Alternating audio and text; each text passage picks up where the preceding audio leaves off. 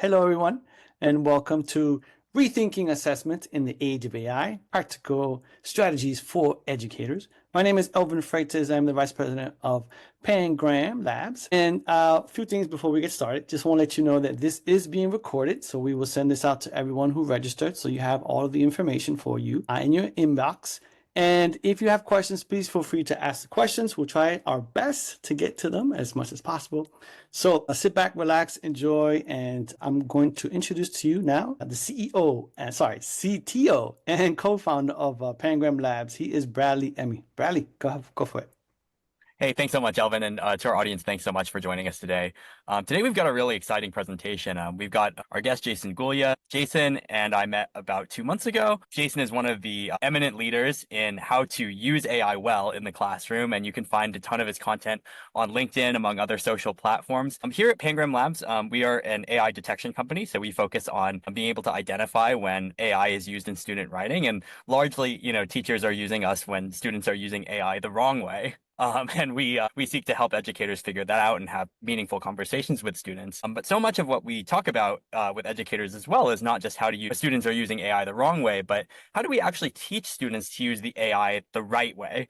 And I think, Jason is one of the world's leading experts in this. He's written a lot on this topic and has a ton to share for you guys today. So really excited to introduce Jason, who's got a great presentation for us on rethinking assessment in the age of AI, practical strategies for educators. So please welcome Jason Gulia, professor of English at Berkeley College and AI strategist and consultant. Thank you so much, Bradley. And I'm really excited to get to talk to everyone about AI and assessment, which I know is this thing that so many of us are anxious about, maybe excited about. I think my kind of feeling is that the question about AI and assessment has really picked up speed, and it's going to be the focus for a lot of us of 2025, trying to figure out what it looks like. And so I really appreciate the invite to come and talk about this really, really important topic that we're all trying to figure out as we go along. So the first thing I want to do for everyone who's here, I want to start with the chat a little bit just to see and everyone should have access to it. So if you're not there already, click into it. If you're on your phone, if you're on your computer or anything. So find the chat. The first thing I want to do, I want to throw out a couple of questions just to kind of get the participation going, because one of my goals today is going to be to kind of condense as much as I can in about 30 minutes. And that gives us 30 minutes or so for open discussion, which I think is a way to kind of open things up and have a little bit more free-flowing ideas. So in the chat, the first question for you is, how are you feeling about AI today? What are the emotions? They can be good, they can be bad, they can be neutral, but how are you feeling about it today, or even just right now? What emotions kind of pop up when you think about AI and generative AI? So take a minute, pop in some ideas, and pop in as many as you want. Actually, can you put them in the Q&A? I know the chat's disabled, so put them in the Q&A. It's fine. Oh, the chat is disabled. All right, yeah. So if you put them in the Q&A, they should pop up there too. Yeah. That's all right. All right, cool. So now I see them popping up in the Q&A. So excited, awesome. You're gonna start off positive. Excited, concerned, nervous, cautiously excited. So that's the kind of mingling of the two. And then Chris wrote, Chris Ostro. Hi, Chris. He wrote, feeling good for my own use, disheartened at how my students use it, and bleak about the university response. So it's very much mixed set of emotions based off of what we're looking at, what we're focusing on. I totally get that one. All right, let's see. I'm scanning through some others. So frustrated, a bit burned out about it. Yeah, I get that. That is for a tool that is being marketed for efficiency and hyper efficiency. Man, it takes a lot of work. It takes this additional level of focus, and it's just mind-boggling to me. And then Patricia writes, it's a paradigm shift in education. So it's exciting. Yeah, so having that very positive emotion to it. Often perplexed, cool, excited, and tired. So, and I won't go through all of them, but I think one of the reasons I start with this, or that I find this exercise useful, is just to focus on the whole mix of emotions.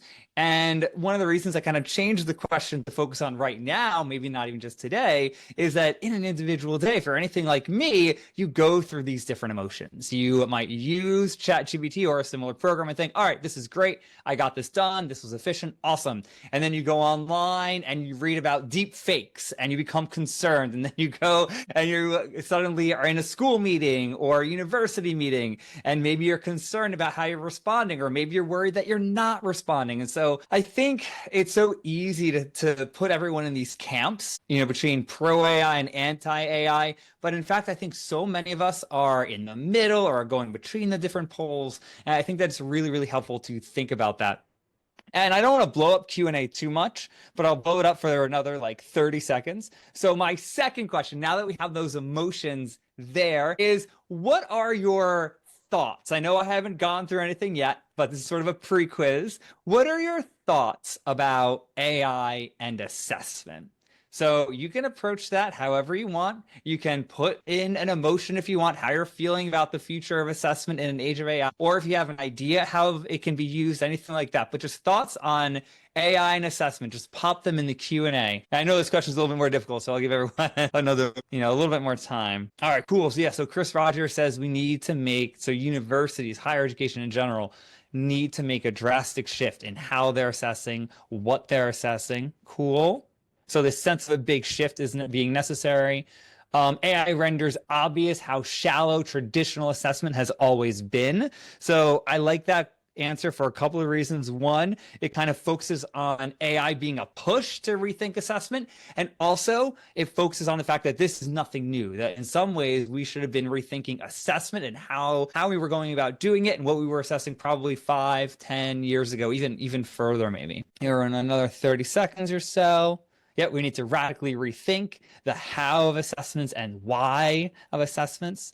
All right, and someone just says unreliable. Yeah, so that's a big thing too. So how reliable is assessment? And one of the concepts, one of the ideas I'll be returning to throughout this presentation is in many ways, the future of AI and assessment and how we think about it is very dependent on how we're teaching, whether it's online, whether it's in person, whether it's in hybrid format. And so when you shift between those contexts, it can change in many ways how you're thinking about the future of assessment. All right, yeah, and this echo of needing to rethink assessment, how to move away from it, how to, assess what we're assessing, right? What that can actually look like, which is so helpful.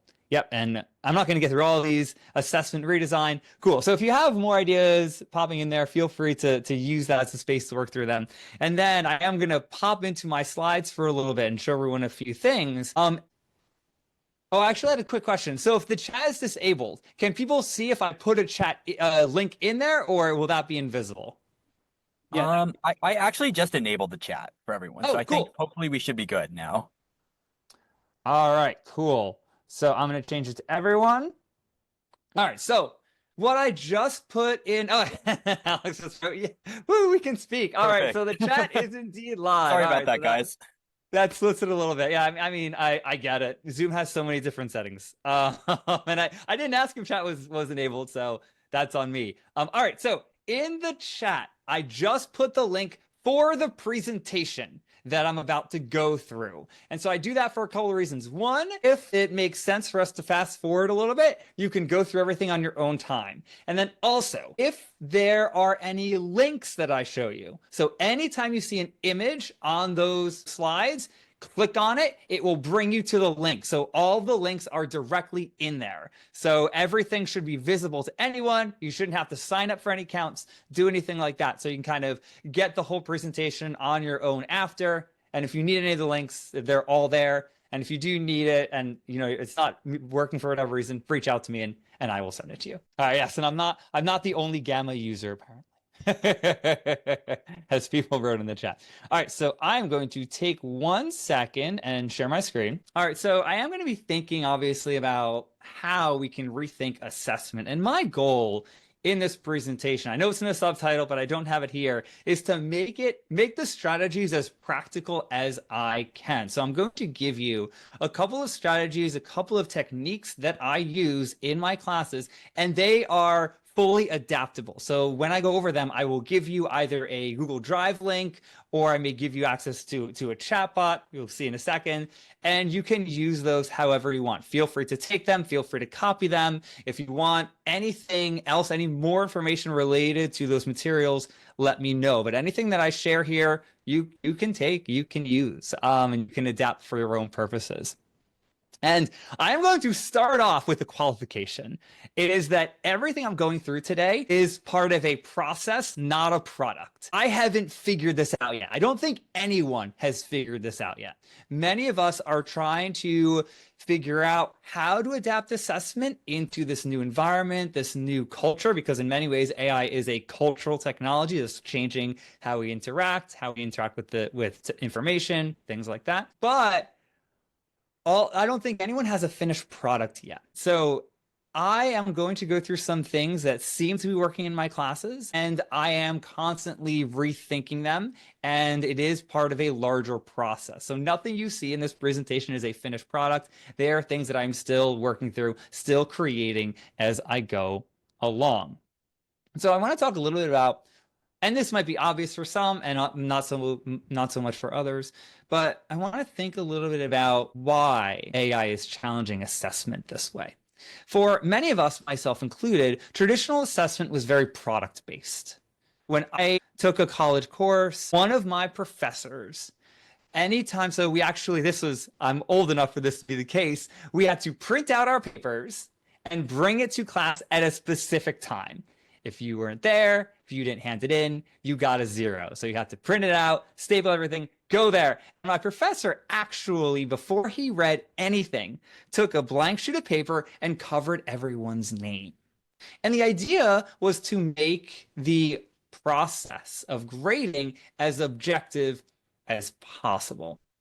But the other side of that is that it was all product based. He didn't care what I did. He didn't care what my process looked like. He cared about what I handed in after a certain time. And one of the reasons I think AI is starting to really disrupt how we assess and why we assess, even if that disruption should have happened a while ago, is that now we have this technology with a little bit of savvy know-how and a little bit of savvy prompting can give you a product that really can look quite human. It might have some giveaways that is AI generated, but as we get better at this technology and as the technology improves, that's going to start to get harder and harder to do. And we're going to see the boundary between AI generated content and human created content continue to blur. And so I think that's the real challenge here.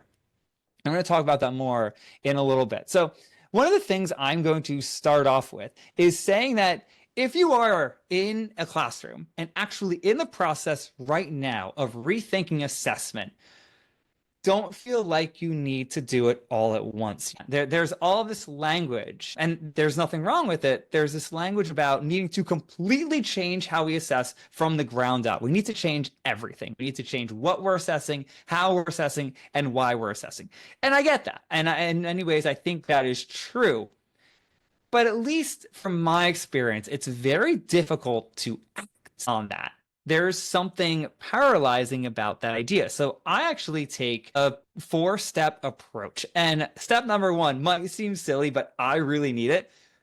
I need to calm down. When I'm thinking about assessment and how to approach it and how to adapt it, I often give myself just 5-10 minutes to just get my mindset in a good space. Because I think one of the worries with this technology is that it can induce a panic. And if we're in that panic state, it's very hard to make good, reasonable decisions about what assessment can look like. And so I just give myself a little bit of time just to focus on my own mindset. And then I try to be as systematic as I possibly can. So in general, when I think about assessment, and this is step 2, I have these 2 camps. There are some assignments that might be in the middle or I fall outside of them, but in general, I have these 2 camps.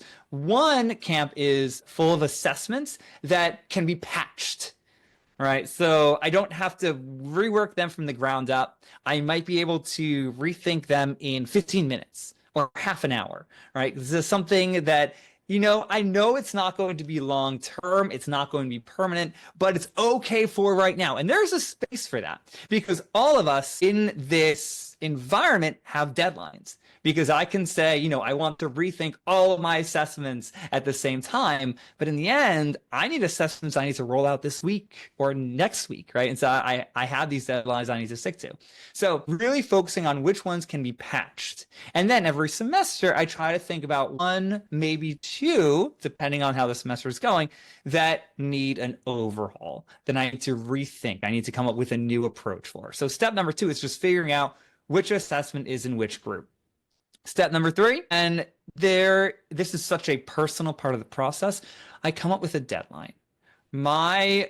As a go-to, I focus on the assessments I can patch up quickly, right? They're mostly okay. I know I'm going to have to look at them later, but I can get them to an okay spot pretty quickly. I focus on those on an as-needed basis, right? So very, very time sensitive. And then I have these rolling projects. So during a semester, I might overhaul 1 or 2 big assignments, and that allows me to focus on the workload. Because I think that if you're just focusing on reassessing everything at the same time, that's really, really hard to manage. Because you might be, if you're anything like me, I teach 5 to 6 classes at the same time, and that's too many assessments to rethink all at once. So I try to be very systematic about how I approach it all. And then step 4, I mentioned this already, right? I do the patches as I go along, and then I focus on those larger projects, those 1 to 2 overhauls. And they sort of feed into each other a little bit, but I try to just manage my time as much as I can. So with the patches, so these are things that I'm doing as I go along. So the acronym is GEM. All right, so I have a couple of ways to patch those assignments. So the G is for grounding the assignment in another lesson or module. So that if I have an assessment that's mostly okay, but I feel like is now a little bit compromised in the age of AI, or maybe isn't as good as it can be, one thing I can do is to ground it in a class discussion, or ground it, if you're teaching online, in another module. And so this is not just about securing the assessment a little bit. It's about making the assessment better, actually improving it, so the students are connecting things. And it makes it, at least right now, much more difficult to do with AI if a student were tempted to just offload the entire thing. Another way of doing it, and I'll show you an example of this in a minute, is to embed AI in the activity. Now, some of us may want to do this, some of us may not. But one way to approach this, to actually revisit our assessment, is to have a specific use case of AI that we are giving to students and asking them to do. And again, I'll show you an example of that in a little bit. And then another way, and I often do this with discussion boards. So if you teach online, you might have discussion boards that, if it's all text-based, students might offload the whole thing. So one way to start to approach that is to have multimedia submissions. Videos have been really, really helpful for me getting a sense of who my students are, how they speak, and it just boosts that engagement. Again, these are things that they help secure the assessment, but really they also just make the pedagogy, not automatically, but they can make the pedagogy a little bit better. All right, I've been talking for about 19 minutes, so I still want to get to some of the examples. So I want to show you an example of, this was a patch I did. So for my art of film course, for a long time, I had students choose a movie and design a mini lesson around it. So a 3 to 5 minute mini lesson. And so I felt like that could be made a little bit better, and it could be improved. It could be revisited for the age of AI. So this is what I did. And this is an example of me actually working AI into the assignment. So I gave my students a chatbot, and I'll give you a very quick sense of what this looks like. So a student goes in, they have this link, and they can type in a hi, or they can just click hi, let's go. And it gives them a full activity. So this is the way it works. I created a chatbot that is meant to act like me when I was 10.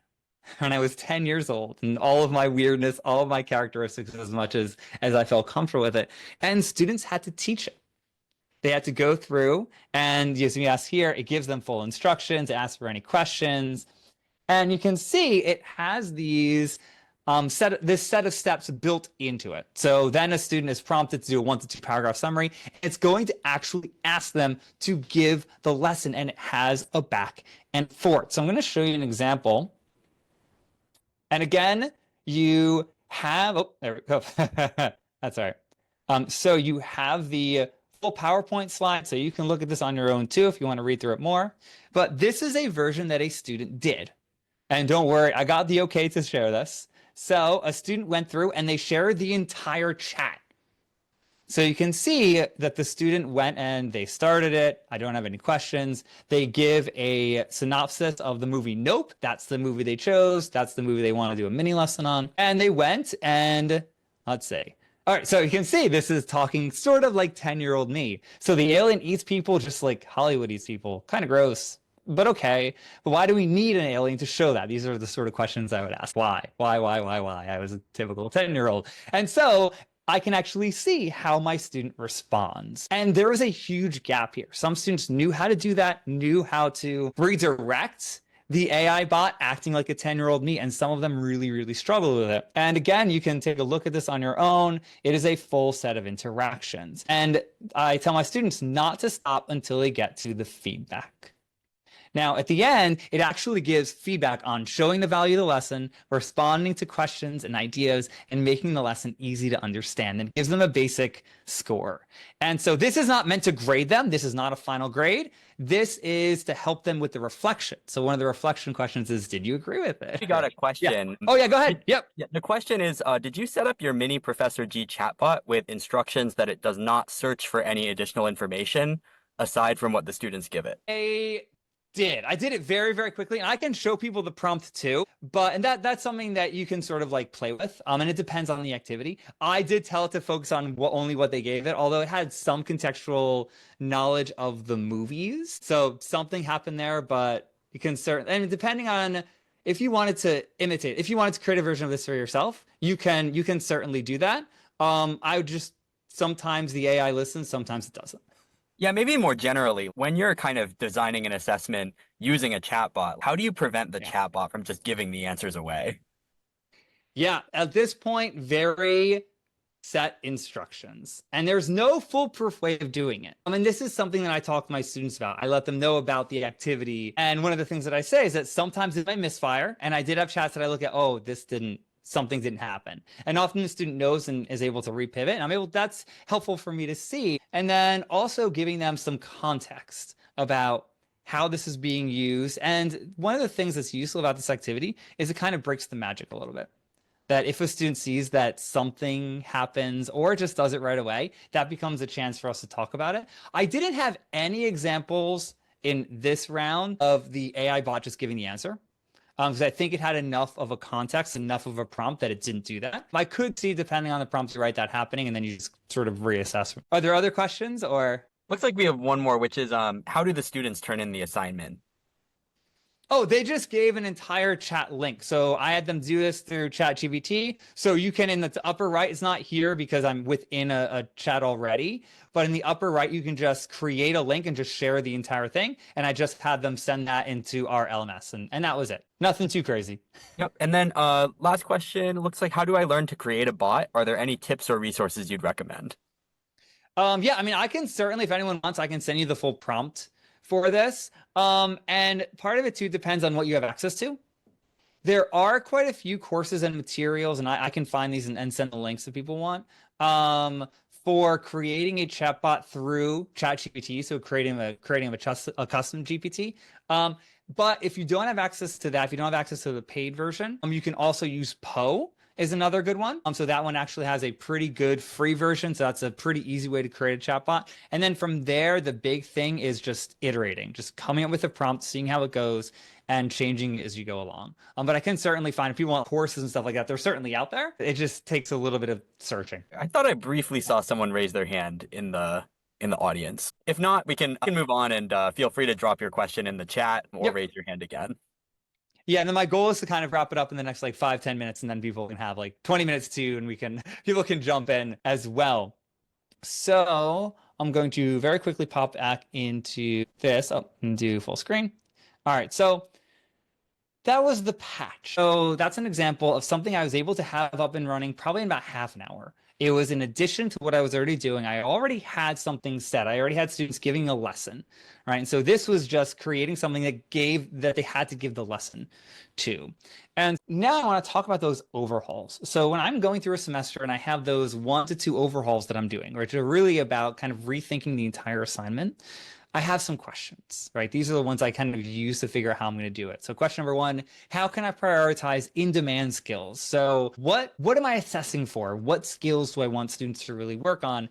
And that gives me a chance of, am I actually doing what I want to do? Or do I need to rethink the assessment in general? And then the second big question is, what do I want my classes to look like? This is where I think about surveillance. This is when I think about what I want, questions of how I want transparency to look like. What do I want the human connection in my classes to look like, right? So thinking about what sort of learning environment I want. And this gets me to the third question too. How can I create a better learning space? So if I'm revisiting the assessment, I don't just want to make it quote unquote AI proof, although arguably you cannot do that. I really want to improve the assessment itself. All right, and so this is what I'm working on, and this is very much a work in progress. I'm focusing on process-focused assignments. So how do I focus less on the product, more on the process the students are going through? I'm de-emphasizing grades. One of the things I'm doing now is I'm using alternative grading, and I have different ways to do that in little spurts. It doesn't have to be everything, but using alternative grading to really have students focus more on the learning and less on the grade itself. So it kind of de-incentivizes overusing AI. Also focusing on transparency. So walking students through how, if they're using AI for something, they can disclose it in an ethical way, what that looks like, and also metacognitive exercises. And these are 4 buckets. And again, when I'm talking about these full revampings of assignments using these 4 things, it's not something you do at once. I actually think that as we go through, if we're revamping an assignment, it's not just a one and done deal. It's something you constantly are doing. It's an ongoing commitment. And I don't want to take, all the time for our discussions, but one of the assignments I'm experimenting with now is a process folio. So 2 semesters ago, I got rid of my final paper for my literature classes. I just junked it. Now, some may be able to do this, some of us may not be able to do this, and I get that. All right, so, and I do have a component of this that feels a little bit like a paper, and I'll show you how. And again, you have the link to the overall presentation, so you can click on, and it will give you the full process folio. So basically, I have students chart their process. So anytime a student sees red font, they put in their answer, and they just send this entire document. And again, I'm not going to go through everything, I'll just give you sort of the highlights. So it gives them the full explanation. So the idea here is to create a self-empowering writing process. So the students are actually developing their own process from the ground up as much as they can, right? So they're designing a project. So this is a literature class. So students find a story, something we didn't cover in class, and they create a project out of it. So it can be creative writing, it can be analytical writing, so it can be an essay if they want it to be, it can be a story, and I give them some examples. So they are choosing their project, and here, I just pop it in there. They design a process. So that's what you want to create, right? That's your project. How are you going to get there? What are the steps? And so some students want to do outlining, some students want to find quotes, some students have different ways of approaching it. And so they lay it all out right on the document. Then they do the process right here. So stage 3, if they want to do free writing, they do the free writing. If they wanted an outline, they do the outline. If they wanted to do an image, right, to kind of get their thoughts in order, they can do that. They can do that right in the Word document. And then you can see rough draft. And so what this is really doing is it's pulling a lot of the information that we might have isolated on a learning management system, and it's putting it in one document. So that it's easier for me to see the process, because trying to track a process on an LMS is just, it's so difficult to do. It hurts my brain to try to do that sort of work, because everything's in different spots, everything's in different modules. I have to have all these different windows open. It's just too much for me to track and for the student to track. So this puts everything in one spot. So it has the rough draft, then here, the reality versus the plan. So one of the things I emphasize for students is that the act of writing is an act of being surprised, that it never goes according to plan. And that's sort of the beautiful thing of writing. That's kind of why it's valuable, that as we do it, something doesn't go according to plan, and I want my students to reflect on why and what that means. So this is all about getting students to the metacognitive parts of their development and thinking about process. And then I have them reflect on the feedback. So that's in the learning management system. So we use Canvas, you might use a different program. So students there need to reflect on it, and that gets them to the new draft. And then stage 8, AI transparency statement. So if they use AI along the way as a tool, they need to do a couple of things. One, disclose it. And I model this for them. If I use AI in my courses or course material, I go through the same process. I disclose it to them and I say why. I ask them to disclose their use of AI. And this is about building a culture of trust, a culture of transparency. And I have them defend it. So if a student uses AI to generate an outline, the big question is, did that empower you or did that give away your power? And so students are actually here being asked to think about their process and how and if AI can work into it. And the other thing I have here that I want to show quickly is I take an AI scale. So this was developed by Leon Hertz. It's been through a couple of versions. So very basically, number 1 through 5. 1 means no AI, really asking students to try to put it aside, don't touch it. And then on the other side is a 5, so full-on AI. I almost never give that. And for most parts of an assignment, it's a 2, 3, or 4. And so I actually have students go through their process and give a number. So if they used AI to generate an outline, was it a 2? Was it a 3? Was it a 5? Right? Did you just completely have ChatGPT create it?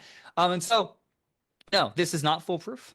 This is not something that's going to make it impossible for students to cheat. This is about creating a culture of transparency. We are just in a habit of disclosing how and why we are using AI. And that's one of the ways that I'm adapting. One of the ways I'm trying to design my classroom around what I want, right? What I want that culture to look like. And I will also say, as a very quick caveat, this is about a month of work, right? So there's a lot of scaffolding that goes in here. And so this is meant to be in place of a paper, although you can see in some of the stages it kind of looks like a paper, but it gives me much more of a process, right? Much more of a sense of what they went through to create that product. And I have on, oh, there we go. Nope, went right into it. That's okay. So that's the process folio. And I have a student sample there if you want it. And again, I had the okay from the student to actually include it on there. So you can click on that. If you want a student sample so this is something that was actually handed in last semester, and see how a student might fill this out and what the process folio looks like, this is there to help you out. So again, I'm not going to go through it in great detail because you kind of probably get a sense of the process that I'm trying to bring out of them. And so this is just one student's way of doing it. And I do want to talk very quickly about time commitment here. So it takes about the same amount of time for me to look at one of these process folios as it does to look at a paper. So in that sense, it is a wash. Now, one thing you can do if you are comfortable with it, and if it seems like it is okay with your students, this is something, if you're worried about time commitment, that you can use AI to help yourself out with. And if you need help with the prompt, let me know. But you can actually upload the process folio to something like ChatGPT, or maybe you have Copilot, depending on where you teach, things like that. And you can ask it to do an analysis of the student's process. And you can ask it to do it as a written up analysis or a visual analysis. And so that's a way to kind of streamline it a little bit more. If you're just looking at this and just saying, this is just going to take too much time, that's one way to ease the load quite a bit. All right. And that is it, because I've been talking for about 35 minutes. So on here, I have a QR code. Feel free to scan it. I can also pop the link into the chat. And if you go into the Gamma, into the presentation, you can click on that and it will go straight into my contact information. It has my email. I think it has my phone number on there. Feel free to reach out to me. I think it has my LinkedIn on there. If you want to follow me there, I try to be pretty consistent with posting there. But if you want to talk, if you want to throw ideas back and forth with me, let me know. Reach out to me. One of the things I truly believe is that this needs to be a collaborative effort. We need to work together as much as possible because, again, No one has figured this out. We are all in the process of figuring out how we might revamp some of our assessments. And anything that I show you, they are versions of exercises I've come to just through experimentation and thinking through it. And I am constantly in a process of revisiting them and figuring out how I can make them better. So feel free to reach out, and I'm more than happy to collaborate and throw ideas back and forth if you want. And thank you. Awesome. Thank you so much, Jason, for the awesome presentation. So we have a solid 23 minutes left for open discussion, Q&A. So I think what we can do is if you have a question, go ahead and raise your hand. There should be a bottom button that says raise hand. And then we can bring you into the room, and you can go ahead and ask your question live. Or if you want to just type your question in the chat, we can also kind of facilitate that way as well. And I think there were actually some questions at the very beginning that we didn't get to, so maybe we can just kind of start with those. So why don't we go ahead and start with this one? I guess, Jason, would you say that currently the way that people assess when they're focusing on just the product over the product, would you say that that does not reward excellence, outside of the box thinking and critical thinking, and that you kind of only need to see those things through the process, if I'm kind of paraphrasing that correctly? Wait, so which is this question in the chat or in the Q&A? This was in the chat really early. Yeah, Arnav, would you agree that currently assessments do not reward excellence outside the box thinking? Yep. Yeah. So here's the way that I'm thinking through it. So for me, it's been very much a shift, very much a mental shift to get out of that product-based assessment, because I think it's very easy for product-based assessment to become compliance-minded. It's all about, do students hit that goal? Do they do what I want them to do? And that's been the big push for me to move towards process, because it's much more open. And one of the foundational principles of process-based teaching. And this has been around for about 50 years. Actually, someone wrote in their names escapes me right now, in the 1970s, principle number 1 of process-based teaching: don't give an assignment, right? Which hurts my heart a little bit, right? It hurts me as an educator, but I get it. I understand that approach. It's about, if it's going to be process-based, you let them design it, and then you kind of help them along the way. And I think that that's part of it. And in many ways, that is emblematic of how process-based teaching can focus more on creativity, more on reflection. And one of the things that I really try to make clear for my students is that sometimes when you go through a process, when you create a project, you figure out the list of steps and you go through it, it doesn't work. You fail. You think it's going to work, and it just doesn't come to fruition. And that's okay. There's actually a way for me to kind of make that part of the exercise. If a student just feels like, in their reflection, it doesn't work for this reason, cool. I'm going to reward them for that. I'm not going to knock them down the grading rubric. That actually shows that they're self-aware enough that to say, this didn't work, and here's how I would change. And that becomes something that we can have a conversation about. Now, with product-based learning, you just don't have those conversations, because it's all about just creating as good a product as you can, kind of lose the process. And so process-based teaching actually for me is a way to reprioritize things like creativity, failing and working through failure, or falling down, however you want to term it. I think those become more of the focus, and you can have productive conversations around them, as opposed to saying, oh, you did all these things wrong, so you get a 72 or whatever. I don't want that to be the focus of really any of my learning assignments. Awesome. It looks like we have a question from Laura, so let's see if this works. I'm just going to try and hit the allow to talk button. So Laura, ask away. Hi. Okay, looks like y'all can hear me. Hi, Laura. Hi. So first of all, this is amazing. Really love all the clarity of the instructions, the step-by-step with the stages. Looks wonderful, and the creativity is amazing too. And I'm just wondering, you mentioned something about it taking about a month, and some of the limitations of an LMS as well. And thinking through like your kind of how do you have like deadlines within it, or submissions? I'm asking more about the technical side of it, where because this looks like a Google Doc, but then, or it is a Google Doc as you had shared it with us. Are they sharing a Google Doc with you that they keep adding on to, or how did you get that on Canvas or whichever LMS you use? Yeah, so this is something that I'm thinking through. So as it is right now, I have it as a Word document, because for many of my students, not having to learn another tool especially depending on the course and how it's set up and everything else they're doing. I think I do that to make things a little bit easier. And so what I have to do in the LMS, and this is not perfect, this is what I want to rethink in terms of the process, is I would tell them, just do stages 2 to 3 and pop in that document. So it's when they're building along the way. So on their own.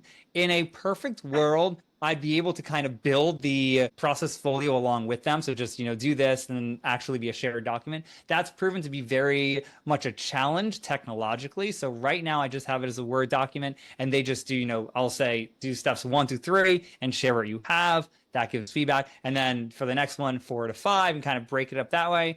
But there are ways to move it online to have that a little bit easier, but I didn't want to give my students another program to learn. So that's something that I think could be streamlined. So right now it's just in a simple in a Google Word doc. Okay, thank you. You're welcome. That sounds great. I appreciate the low tech. Like I also work with a lot of students who would find it challenging to learn more things, but I recently created Google folders for my class and had an assignment that was like a 2-week thing, where they submitted, the first part in 1 week and the next part and then the following week. And it has been a little bit challenging with a shared Google Doc even. So I can see that. Thank you. Yeah, that's always my word, that shared Google Docs. I really like the idea. I really like the idea of kind of like co-building a document with them. And yeah, Google Docs or Microsoft 365 has been a real nightmare to do that sort of work with. It's just too clunky. Yeah, I do like the idea of moving that direction. It's just technologically, it's been a challenge, but at some point I want to work it out. Yeah, it was just creating folders. I had to create a single folder, an individual folder for every single student and share it with every single student. It was a lot of work. Yeah, that's always my worry, that you don't want the workload to just balloon and then taking up 2 times, 3 times your time. You don't want to do that, because then you're tapped out for the students, and then that doesn't help anyone. It's just show Microsoft Thank 365 is the devil. You're welcome. Thanks so much, Laura. Okay, we have an anonymous question in the Q&A. So let's go ahead and get to this one. So the question is, this is all well and good for students and adults who have learned to write, think, etc. before AI, but what happens when we encounter students who cannot do these tasks independent of AI? Are they really in a position to evaluate what they've read, express what they know, etc.? Yeah, so that's something that I think a lot about and worries me. So, and this is also a question that it's going to be impossible to avoid my own biases, because I do come from the higher ed space. That is going to always flavor my approach. And one of the things I was literally saying to a coworker yesterday was that the higher ed space is challenging, but in many ways it's easier for us. We have the easy side because most of our students hopefully have some foundational skills that they're working on. And so I know there are many people in the K-12 space, and a lot of this will depend on levels too, right? So if you're teaching 12th grade versus teaching 4th grade or 3rd grade, your approach might be very, very different. So what I'm going to try to do is I'm going to give the most compelling non-answer that I can. Because I think so much of it is context-based. So much of it is based off of you as an educator. This is where I sort of am. I think that regardless of, the level that you teach at, regardless of your students, a lot of it comes down to transparency, right? And talking to students about it. And trying to think about how this technology relates to foundational skills, right? So if you're teaching a 3rd grade student and you just feel like you need to have them really practice on foundational skills, finding a way. So if you're in the classroom, this is a little bit easier than if you are online. But if you're in a classroom, finding ways to really, I don't have any problem with boosting in-class, in-person writing. So one of the things that I started doing now more than ever, when I teach an in-person class, I always show up with a bag of pens and a stack of papers. And so I actually think that there's a lot of value going forward in kind of low to no tech approaches. And that's where you can really work on those foundational skills. And so if you're teaching an in-person class, I think that's going to continue to be very, very valuable. I'm not someone who thinks that all students should get ready access to AI, right, for various reasons, because of the foundational skills that maybe they can't really develop if they have this technology, and also just the ethical concerns. So I do think that it's about coming up with a good combination so that if they come to class and you have them work on those foundational skills in whatever form you think is appropriate for your discipline and for your students, then you can start to prepare them for that outside use of AI if they move in that direction. I think it's going to be just about using your own understanding of context as an educator, and then trying to figure out, what you need to observe happening, right? Then making it clear that if you need to see something observed, that's when you're really focusing on those foundational skills, and then you sort of build from there. So that's my walkthrough of a kind of non-answer, because so much of it is context-based, so much of it is discipline-based. Yeah, absolutely. And I think I've been picking up a little bit on this in the comments and kind of some of the questions, but maybe I'll just kind of like speak on behalf of everybody, which is, I think we all love that, you're like, okay, we don't need to rethink all of our assessments all at once. Like we can kind of take this more incremental approach, right? Yeah. So I guess, how do you decide, like, could you walk us through your process on how you decide which assessments need patching, which ones need overhaul, and how you kind of prioritize? So I try to balance both the focusing on the student facing part and the me facing part. So I really ask myself a couple of big questions, like how essential is that assignment? That's like question number one, right? So I want, I have that essay or whatever it is. How essential is it to the learning objectives, right? So me seeing that students can do whatever I want them to do. And so I ask that as question number one. And then question number two is, and this always takes guesswork, how long would it take me to revamp it? Sometimes I think that's a really important thing that I really, really want to rethink. But man, if I had to do that, it would take me all semester. Might take me 2 semesters. So I actually had an experience with that right now. And it has to do with that. It also has to do with the structures. So I teach in our honors program at Berkeley College, and I can't get rid of our 10-page research paper. I can't. That is out of my hands, right? And then also, if I wanted to do that, it would take all of my time. It would take everything. It would take all of my energy to think through how to do that. And so now I've patched it, right? Because I just said, one, even though it's essential, even though I feel it's such a big part of what students are learning, I just from my perspective, I can't spend all my time doing it. I wouldn't do anything else. And so I created a patch that has students kind of doing process folios along the way as they build that 10-page paper. So that's about me not changing the assignment so much, or at least the product so much. I'm changing the scaffolding that goes into it. And that's something I can do kind of along the way. And I think so those 3 sets, right? So those 3 questions, how essential is it? Is that assignment for students, right? So you can see what they can do. How long would it take you? And then also, do you have any other limits? So for me, it's an essential assignment. It would take me so long to revamp it, and I can't revamp the overall assignment anyway because I have these limitations. And so that helps me. Those kind of 3 steps, those questions are kind of central to me figuring out what bucket the assignment is in. Absolutely. Super practical, I think. Very pragmatic approach here. I think you have to be. Absolutely. So we got one comment from Rachel, which is, you're totally on board with process over product, but we have a lot of people teaching online only courses. In these online only courses, we have to assume that students are just going to use as much AI as they want. And so then we are kind of forced, to redesign, and we can't just go with these kind of low tech approaches. So do you have any advice for kind of the online teachers out there whose hand is kind of forced and who kind of have less control over the environment in which their students are learning in? Yeah, honestly, I'm teaching 5 online asynchronous courses right now.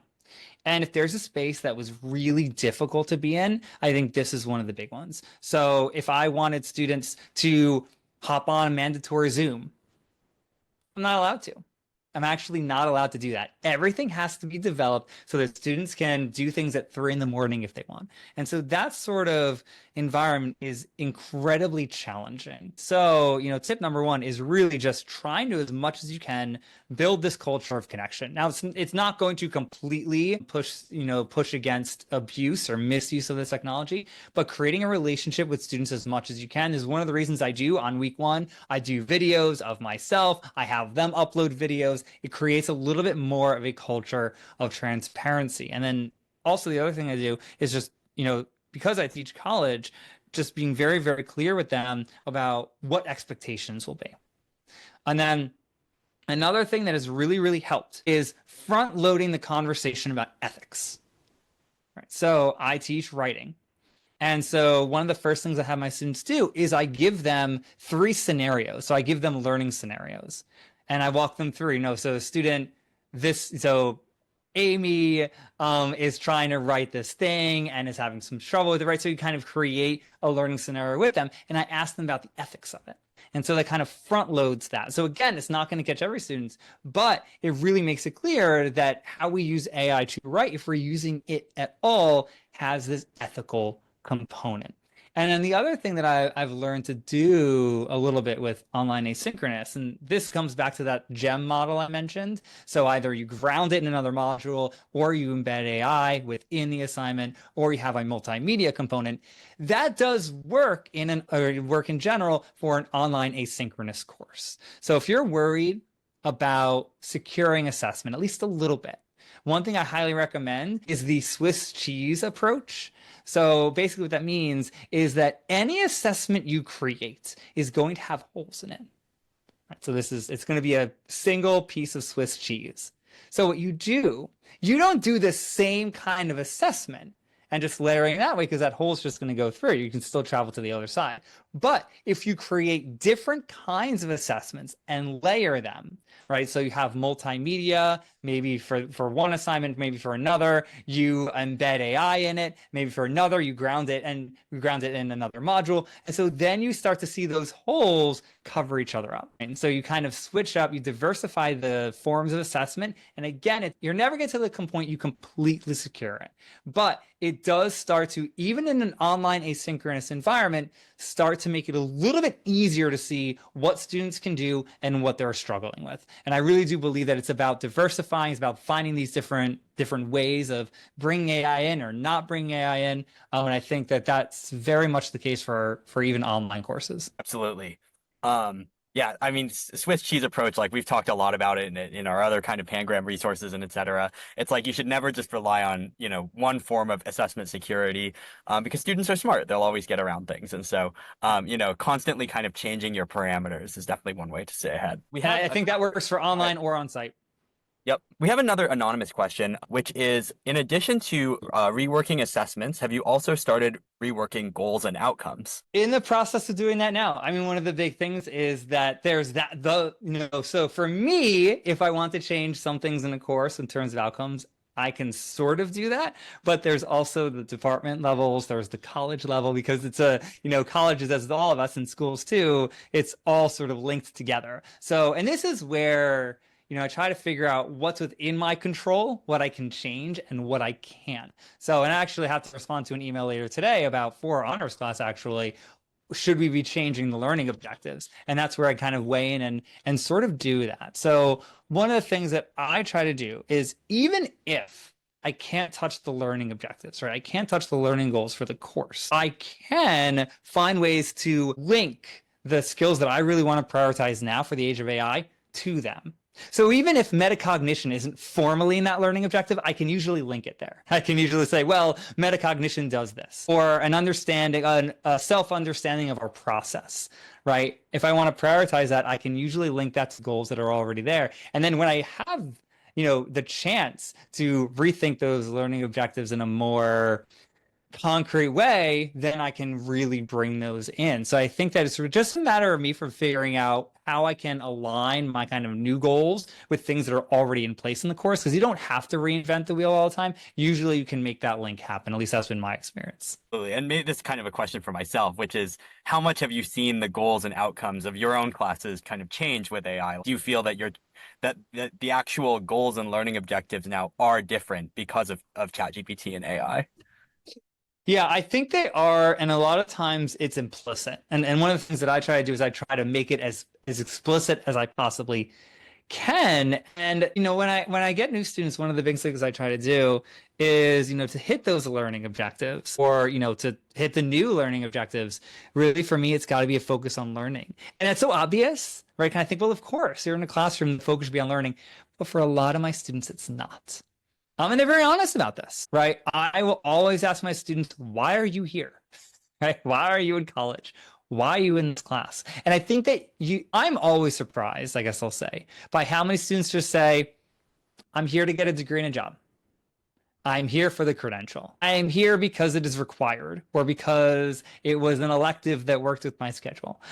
And so you kind of get those. And so a lot of it for me is kind of reorienting as much as I can. I don't have full control over it, but reorienting that mindset. So focus on learning, and that helps you with those learning goals. And again, for me, everything comes back to, knowledge of process, metacognition, right? Something that many of us had in our goals anyway, but it was, at least for me, it was never really made explicit. Now I make it explicit. Maybe that's one way in which I am starting to really change our learning goals, because I think it's so much of it is going to be about just how we think and less about the product we can deliver at the end of, say, 2 or 3 weeks. Oh, definitely. And I think we've talked about this before, Jason, but I'm hearing from so many of my friends in tech that now interviewers are shifting from writing code in the technical interview to reading and explaining code in the technical interview, which is such a metacognitive skill in the programming department over there. So I think this doesn't apply just to writing. I think this is kind of a universal phenomenon that we're experiencing.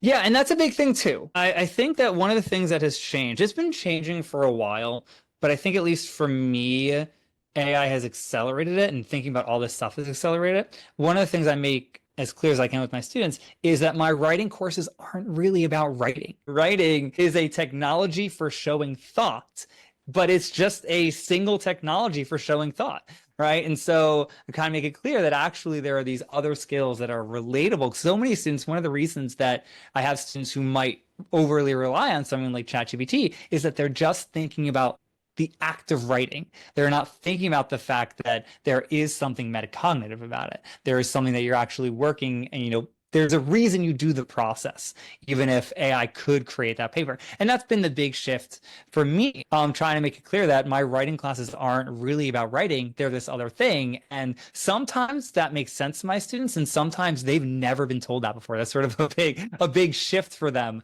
to have a writing teacher saying, well, I care about your writing, but what I really care about is this.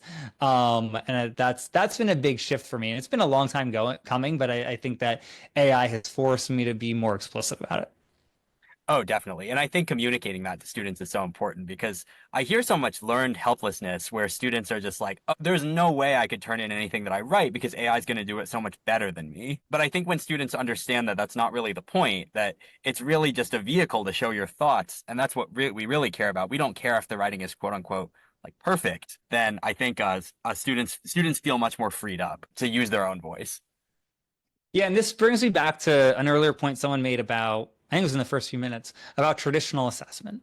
One of the things I learned very quickly when I started to do training on AI and started to talk to more and more professors, more and more colleges, more and more universities, and more teachers in the K-12 space is how many people were doing very traditional things that I thought had died a long time ago. I didn't think anyone was still doing them. I was astounded by how many were simply taking a student paper, writing up all the errors in red ink, and taking away points for it. Right, saying, all right, here are the number of spelling errors that I wrote, I highlighted in, or I've circled in red marker, red pen. You made 10 of them, you get a 90, or 10 of them, you get an 80. And I was surprised by how many were still doing that. Right, it's very much this kind of compliance-based model of teaching writing. Or so many professors were focusing on, grading down. Right? Like grading is a punishment. You made this number of errors, so here's your grade. And so it's something that I didn't think anyone was doing. And I quickly learned like, oh, actually, like a lot of people are still doing that. And, the optimistic side of me is thinking that this technology is going to force us to have these conversations.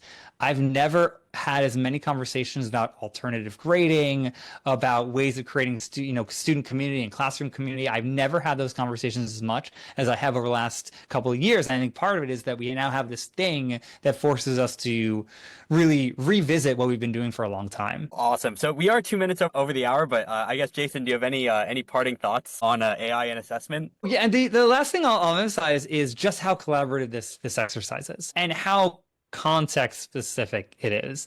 As educators, we know our students, right? Not some company that's creating these programs. We have a sense of what will work for them. And also, I think it's worth thinking about how we're bringing students into the conversation. I talk to so many students who, when they walk into a classroom, they feel like they're entering someone else's space. They're entering the space of a teacher or the space of a professor. And I try to be very clear with creating these collaborative environments. And I think that's so key. I think there's a big part of the conversation about AI and assessment that isn't really emphasized, that things fundamentally change when we think about AI, assessment, and academic integrity when we create collaborative spaces, as opposed to spaces when students just feel like they go in, follow the rules, they come out hopefully unscathed. And that is the mindset for a lot of my students. Awesome. Thank you so much, Jason. And thank you everyone for coming. I guess, Elvin, do you want to follow up with how they can reach us? Yeah, absolutely. So if you want to learn more, pangram.com, but I will be following up with everyone with all the amazing resources that Jason provided today. So thank you all for coming, and please make sure to continue to follow us on LinkedIn. We're going to have more webinars. We have amazing resources. We have a lot of stuff for everyone. So please feel free, pangram.com, and to learn more about us. So thank you, Jason. Thank you, Bradley. Thank you, everyone, for attending. Have an awesome day. We'll be in touch. Take care, everybody. Thank you. Thanks, Bye, everyone. everyone.